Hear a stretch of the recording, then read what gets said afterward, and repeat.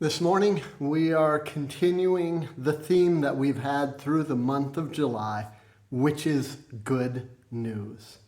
And so we have been focusing on this good news. Last week, we saw the good news of heaven, that this life, as blessed as it can be, is also difficult at times.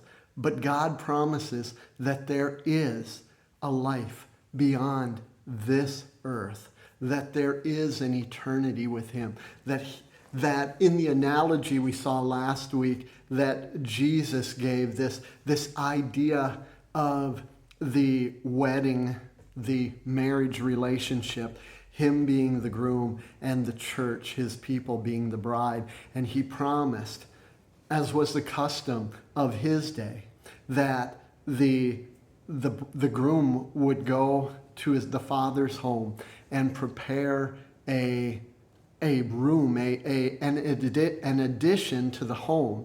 And when it was ready, the time was right, he would come back. And there would be a great procession, and he would get his bride, and he would take her home to be with him and live with him. And we saw that beautiful picture of that's what Jesus is going to do, that He has promised to come back someday. And it's going to be soon. Because remember, God doesn't look at time like we do. And so we may seem like it's been 2,000 years since He left. He's probably not coming back. That's not the way it is with God. God, for one day is 1,000 years. 1,000 years is as a day. Time means nothing. And so the good news is, even if we're not alive, He's still coming back for us, because we're going to be resurrected and we're going to meet Him up in the air, and He's going to take us home to be with Him forever. Now that is good news. So we're going to wrap up this series on the good news this morning, and I want to start with a question. We've been talking about all this good news, the good news of the gospel. That's what the gospel is. That's what, when we talk about the word gospel, it's a Bible word. It's just from the Greek word. Actually, it's from the Old English, which is taken from Latin and Greek, and it just means good news. And so we are celebrating this good news of the gospel, the good news of Jesus. And so we're going to be concluding that with the question, what should we do with good news? What should we do with good news? I want you to think about that for a moment. Excuse my hand there. What should we do with good news? I don't know about you, but when I get good news, I like to share it. I want to tell my family. I want to tell the people I care about.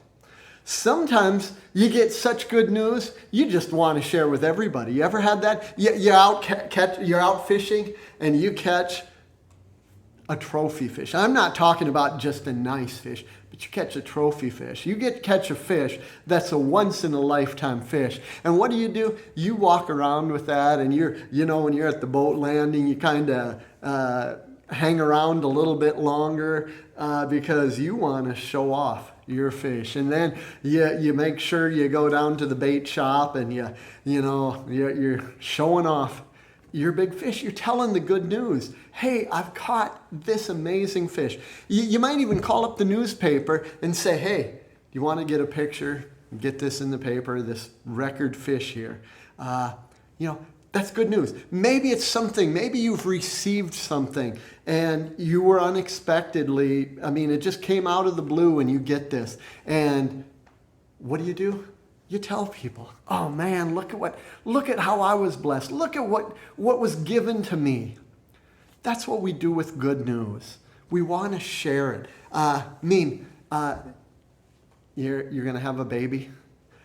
Just spend a little time looking through YouTube and other things, Facebook, and see how many birth announcements, gender reveals there are on there. Why? Because people want to share good news. Now, granted, There's a lot of bad news people are sharing too. But the truth is, there's something in us that wants to share good news with others. And so in Mark chapter 6 and verse 15, this is what Jesus commands just before he goes back to heaven. This is basically his final command. And this is what he tells his apostles and us as well. Mark 16, verse 15, then Jesus said to them, so wherever you go in the world, tell everyone the good news. Wherever you go, in the entire world, wherever you go, you tell everyone the good news.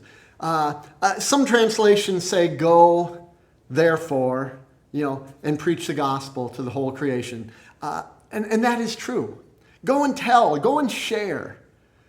But I like this because the reality is you and I are going in this world every day. Maybe it's just we're going down to the corner store. Maybe it's we're going over to our neighbors. Maybe it's we're going to the big town to do some shopping. Maybe it's we're going on vacation. Wherever you go in the world. Maybe you're going to the other side of the world to do mission work. Praise the Lord if God's called you to do that. But wherever you go in the world, tell everyone the good news. Pretty simple, pretty straightforward. That God has told us wherever we're going, as we're going through life, there's people. And those people need to hear the good news. You need to share the good news with them. And so, our first point, the overreaching point, the main point of this lesson is Jesus commands us to share the good news. Jesus commands us to share the good news. In fact, that's the title of this lesson. Good news is for sharing. Because that's the reality. Good news is meant to be shared. It's for sharing. It's for us to share with others. And when we're talking about the good news of Jesus, that is all the more true than any other good news that we might have. It is meant to be shared with others. It's not meant to be kept to ourselves. It's not meant to be kept secret. Good news is for sharing. We're going to look at two stories, two examples of people sharing good news. The first one's found, in fact, I want you as you're doing this to think about some of those examples in your life where you've shared good news. Maybe it's your wedding, that you were getting married and you were just so excited to tell everyone that you were going to marry your man, your groom or your bride. You're just so excited to marry your fiance. Or maybe it's the birth of your child, or maybe it's the birth of your grandchild, and you're just so excited to share that. Or maybe it's they're just pictures of them, something that they're coming to visit you. We even do it with little things like going on vacation, and we're just so excited, and we start sharing, hey, I'm going on vacation next week. I mean, people may not really care, but I want to share because I'm excited about it. Well, the reality is what we have to share, the good news of Jesus, isn't something that's just trivial. It isn't something unimportant. And it's not just for me. It's for them. So it's good news for others as well. In fact, it's good news for everyone. That's why Jesus tells us, wherever we're going in the world, tell it. Share it with everyone. So we're going to look at, first of all, in John chapter 1, verses 43 through 46. John chapter 1, and we're going to look at verses 43 through 46. And here we have the story of Jesus calling his disciples, calling his followers. And the individual that's called here initially we're going to see is Philip. So, picking up in John chapter 1, verse 43, it says, the next day, Jesus decided to leave for Galilee. Finding Philip, he said to him, follow me. You know what? It doesn't tell us the scenario. It just is he's getting ready to leave town. He's leaving for Galilee. And he meets Philip. What kind of conversation did they have? Had they had interaction in the past? It doesn't tell us. But it does tell us that he says, follow me. And Philip apparently is so excited to follow that he does. It says, goes on, verse 44, Philip, like Andrew and Peter, were from the town of Bethsaida. Philip found Nathanael and told him, we have found the one Moses wrote about in the law and about whom the prophets also wrote, Jesus of Nazareth, the son of Joseph. Nazareth? Can anything good come from there? Nathanael asked. Come and see, said Philip. So again, we don't know what brought him to follow Jesus. Doesn't tell us that interaction. It doesn't tell us how Philip found Jesus or Jesus found Philip. Just says that their paths cross and Jesus tells him to follow. Whatever it was, it made enough difference in Philip's life that he followed Jesus. He dropped whatever he was doing and he followed Jesus, because that calling wasn't just a formal, hey, give your life to me type thing. It meant picking up, and if you're going to be my disciple, you're going to follow me around. You're going to go where I go. You're going to do what I do. And Philip was willing to do that. Apparently, he realized that there was nothing better going to come along, that he had found, as he shares, the one that they've been looking forward to, the promised one of God, the Messiah. And so he is so excited that he drops everything and follows. But you notice what else he does? Look again at verses 45 and 46. 45 and 46, it says, Philip now went off to look for Nathanael. I'm assuming Nathanael is one of his friends. So he looks for him and he finds Nathanael and told him, we have found the Messiah. Man, this is good news.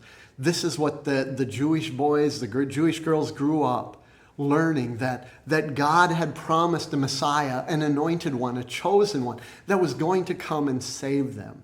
Now, they may have misunderstood and thought it was going to be a saving from the Romans.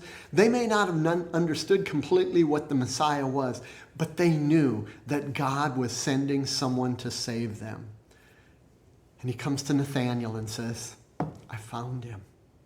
I have found him. We have found the Messiah, the very person Moses and the prophets told us about. His name is Jesus. That was our theme in June. His name is Jesus.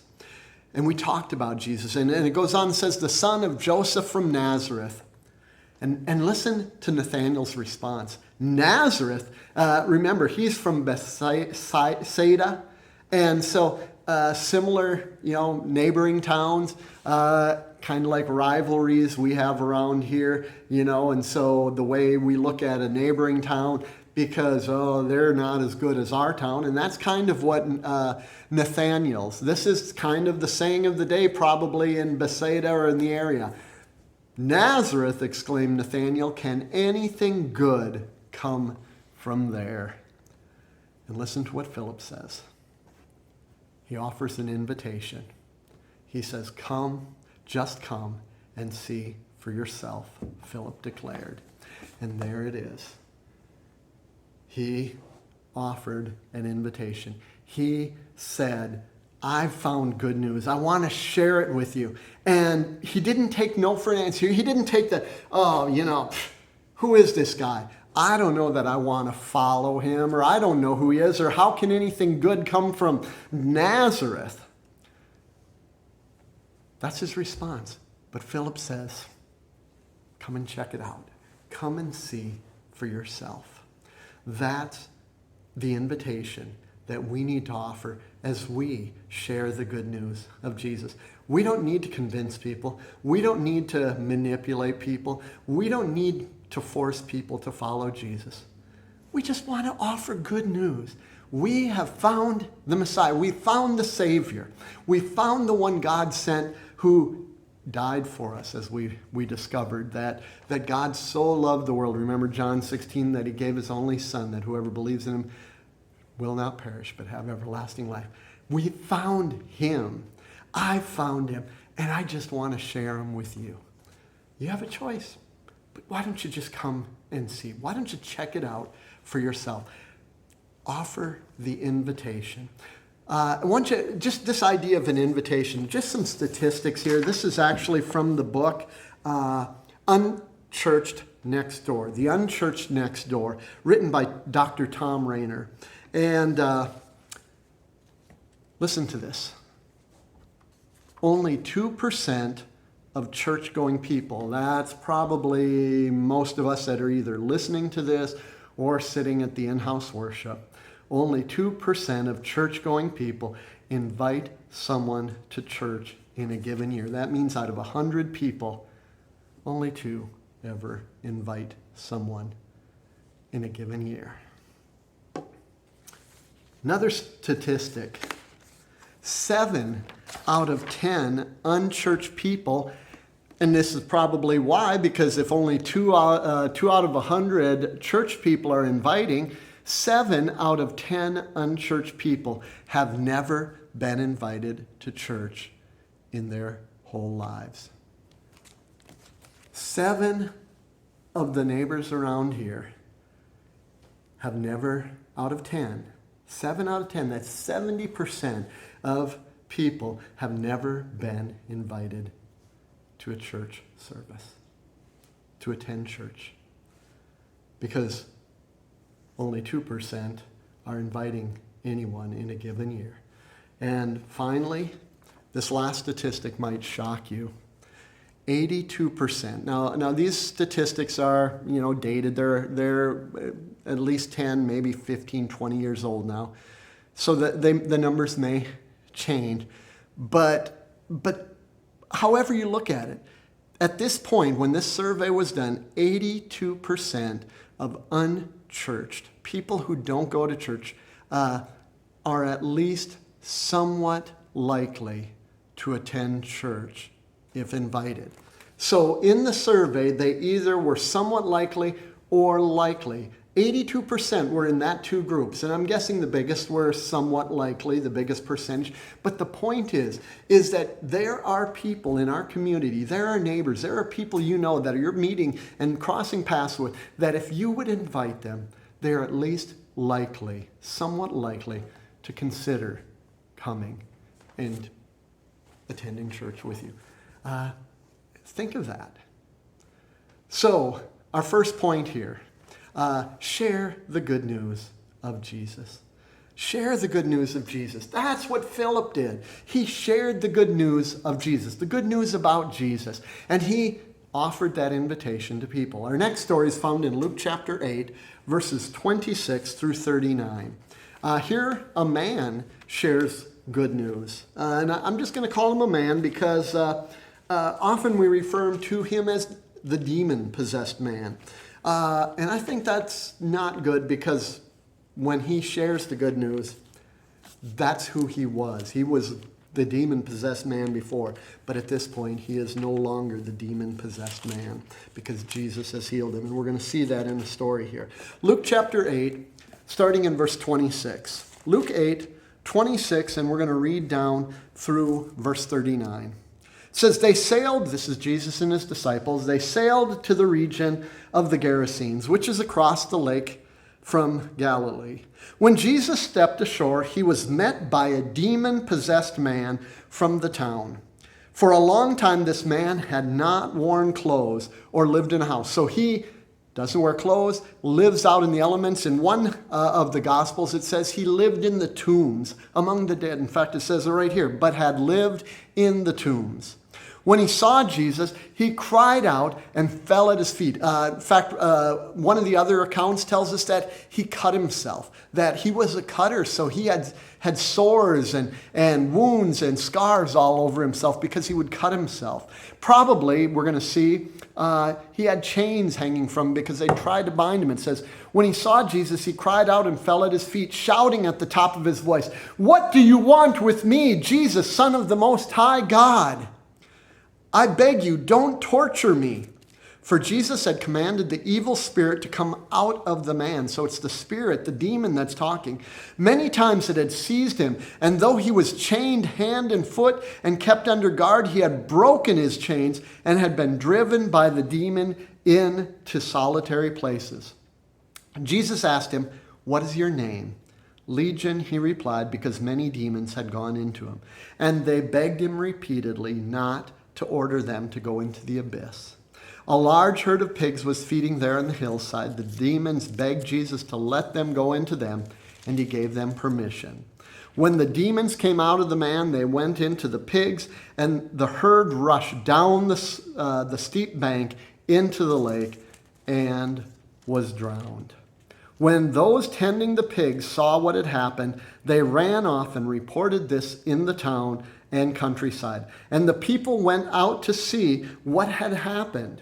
When they came to Jesus, they found the man from whom the demons had gone out, sitting at Jesus' feet, dressed and in his right mind, and they were afraid. Those who had seen it told the people how the demon-possessed man had been cured. Then all the people at that region of the Gerasenes asked Jesus to leave them because they were overcome with fear. Here's someone that has power even over demons, and they're a little scared. So Jesus, got into the boat and left. The man from whom the demons had gone out begged to go with him. He wanted to go with Jesus, but listen. But Jesus sent him away, saying, "Return home and tell how much God has done for you." So the man went away and told all over the town how much Jesus had done for him. So we have here this man who is in terrible condition. Demon has possessed him.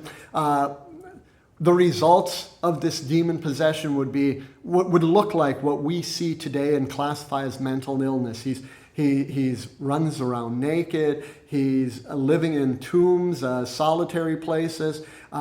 They try to bind him. He breaks loose. He gets free. He's cutting himself, self-harm. And this is all the result of a demon. And Jesus cast the demon out. Actually, not just one, but a legion of demons, many demons. Cast them out. And this man is healed. And when the people come, they find him. And he's seated, which they have never seen before. He's clothed, which they haven't seen. And he's in his right mind. He's in his right mind. He is whole again. And so Jesus, they're afraid. They tell Jesus, "Can you leave?" And so Jesus is going, and the man says, "I want to go with you. I want to follow you." And Jesus says, "You are going to, but I've got a mission for you. Your mission is not with me." Let's read that again. Luke 8, verses 38 and 39. The man who had been healed begged to go with him, but Jesus sent him off and said, "Go back home and tell everyone how much God has done for you." The man then went all over town telling everything that Jesus had done for him. The man had a message. The man had good news to share. Go back home. Tell your neighbors. Tell your family. Tell the people in your community. Tell your friends what God has done for you, what Jesus has done for you. And that's what the man did. And he spread it all over the area. And people are amazed, Mark's account tells us.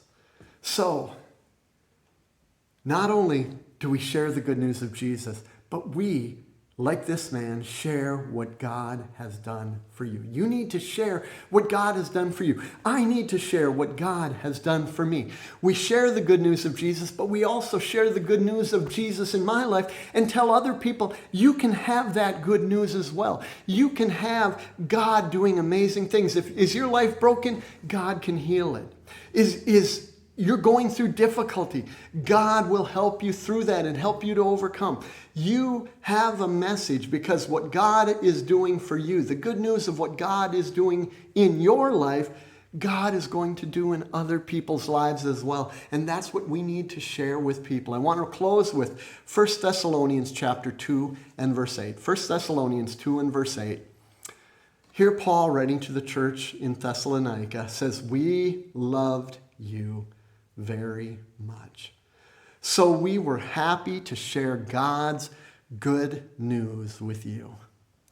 But not only that, we were also happy to share even our own lives with you. I want you to notice here 3 things from this passage. First of all, Paul says, we loved you very much. Very much. In fact, that's what we need to do. That's where we start. Remember, 2 most important commands, love God, but it's not enough to love God. We need to love others. And Paul says, we loved you very much. And what was the result? It says that as a result, so much that we're happy. That you are happy to share the gospel. We need to love people so much that we are happy to share the gospel, the good news with them, the good news of Jesus, the good news of what God has done in our life. But you know what? It's not enough. It doesn't stop there. And even share your life. Even your own life. To bring people into your homes, to let people see that good news working in you, to see how you deal with when things don't go good and how you continue to turn to God. That's what discipling is about. That's what bringing people to Jesus is. That's what sharing the good news is. It's not just sharing a Bible study or a message. It's sharing our lives, and it's all because we love people. So let's love much. Love people much. And as a result, share good news and share your life. God bless and have a wonderful week. And go out and share the good news.